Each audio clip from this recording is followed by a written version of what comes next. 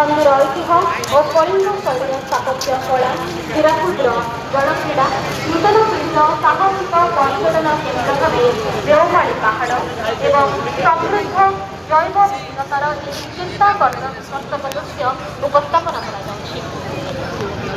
ଓଡ଼ିଶାର ଅନନ୍ୟ ବନ୍ୟପ୍ରାଣୀ ପରମ୍ପରାର ପ୍ରତୀକ ବିରଳ ମେଲାନିକ୍ ବାଘ ହେଉଛି ଏହାର ଏକ ମୁଖ୍ୟ ଆକର୍ଷଣ।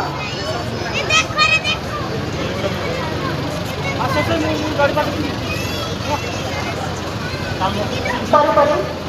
ନାଇକ ପରିସର ଭୁବନେଶ୍ୱର ପୂର୍ତ୍ତ ବିଭାଗର ଶେଷ ପ୍ରଜ୍ଞାପନ ମେଢ଼।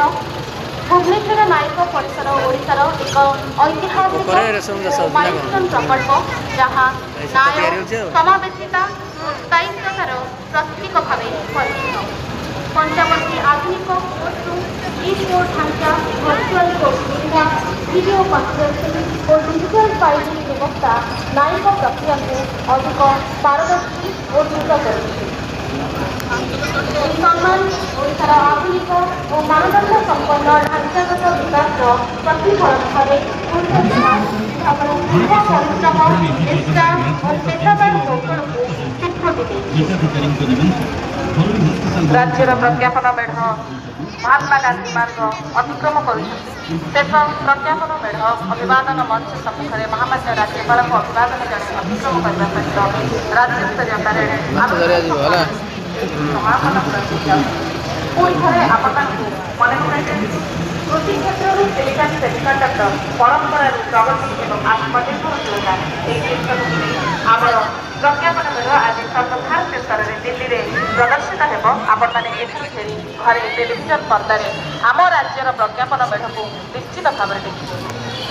ଆନୁଷ୍ଠାନିକ ଭାବରେ ରାଜ୍ୟସ୍ତରୀୟ ପ୍ୟାରେଡ୍ ଏଇଠି ଶେଷ ହୋଇଛି। ବର୍ତ୍ତମାନ ମହାମାନ୍ୟ ରାଜ୍ୟପାଳଙ୍କର ଆମ ଗହଣରୁ ବିଦାୟ ନେବାର ସମୟ। ସାଧାରଣତନ୍ତ୍ର ଦିବସ ଆମ ବିଶାଳ ଭୂଖଣ୍ଡ ଭାରତବର୍ଷର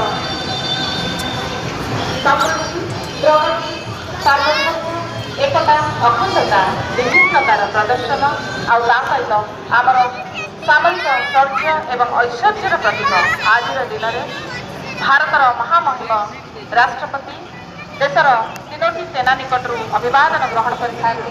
କାରଣ ଏହି ଦିନଟି ଆମର ସାମରିକ ସମ୍ପଦ ପ୍ରତି ସମର୍ପିତ। ଯେଉଁ ସାମରିକ ଶକ୍ତି ଆମକୁ ସୁରକ୍ଷା ଦେଉଛି ସେମାନଙ୍କୁ ଆଜିର ଦିନରେ ଆମେ ସମ୍ମାନ ପ୍ରଦର୍ଶନ କରିଥାଉ। 77ତମ ରାଜ୍ୟସ୍ତରୀୟ ସାଧାରଣତନ୍ତ୍ର ଦିବସର ମୁଖ୍ୟ ଅତିଥି ଓଡ଼ିଶାର ମହାମାନ୍ୟ